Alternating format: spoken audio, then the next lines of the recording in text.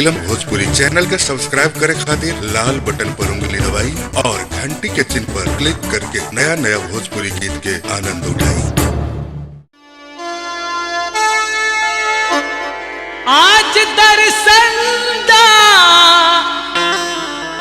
मोर पूजन ला हमके शरण ला तोहर दरबार में बाबा पुजारी आइल बा। तोहर दरबार में बाबा पुजारी आइल बा। तोहर दरबार में